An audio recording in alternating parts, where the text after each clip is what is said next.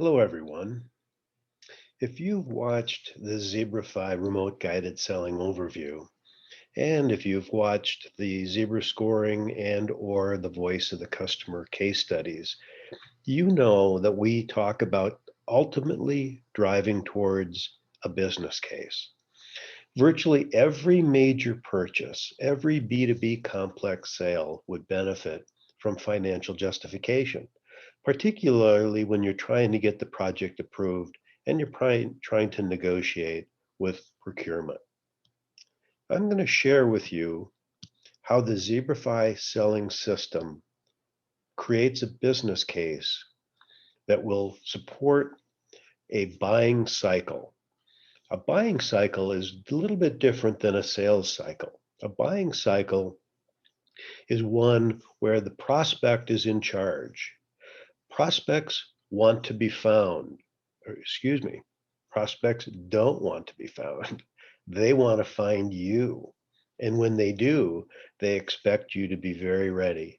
In fact, statistics say that something like 89% of the deal is now done before they even allow a meeting with a salesperson. So that means you're going to have to be pretty sharp when they let you in the door. And that means you're going to have the ability to build a business case. Here in the middle of the Zebrafy selling system is the business case. This is designed, I've put this purposely into sales mode. Let me take it back out of sales mode just to show you real quickly, because this is the platform you're going to want to speak live to a prospect from. And when you do, you'll put it into sales mode and it eliminates those types of things that a prospect just doesn't care about. And it focuses just on the conversation that you want to have with them.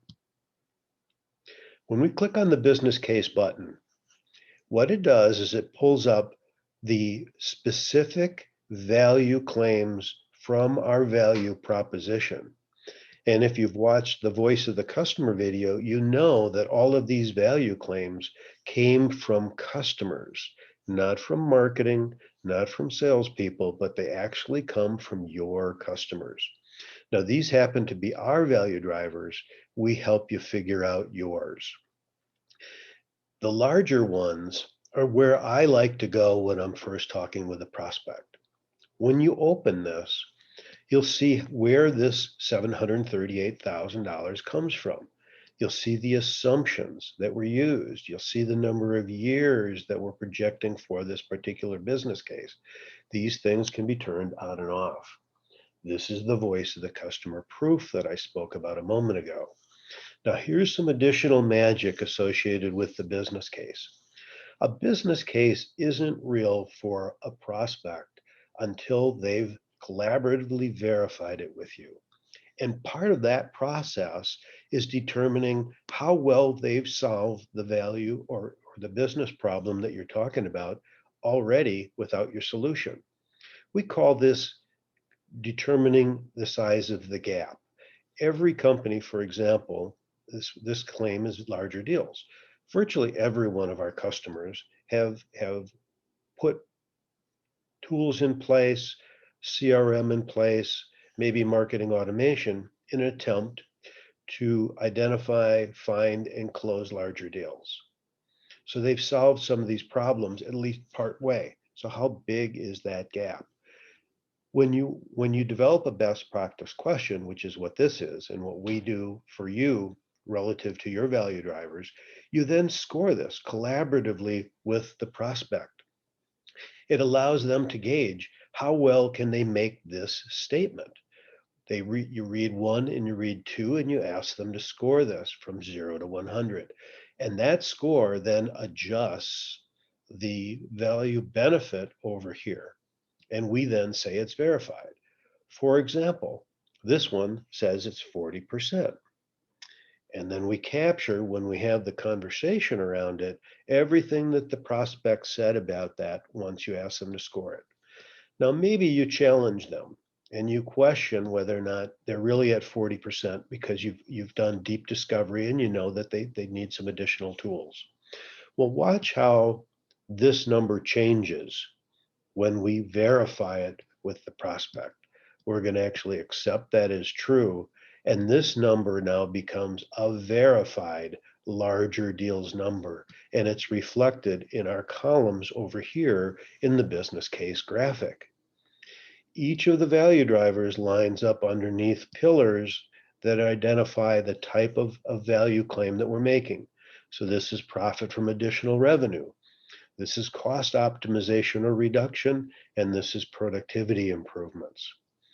Each one of these has assumptions,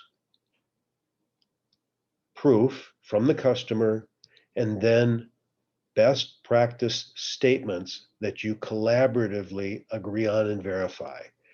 The assumptions get verified, the best practice statement gets verified, and when you're finished, you will have completely collaboratively agreed on and created and converted the business case to something that is endorsed by the decision makers' stakeholders. Once you've done this step in the process, you have a verified business case that is ready to be presented back to a decision maker. From there, you can also generate specific sales materials, and I won't go into detail about these until the next video, but these can be generated so that those can be reviewed with Power, or you can review the business case live with Power, which also allows Power, the person, the decision maker, excuse me, the name we give to the decision maker, to verify this business case. So maybe I've made this demonstration authentic by having to clear my throat 3 times at the end here, but hopefully that's the way you'll view it. Thank you for listening. Have a great day.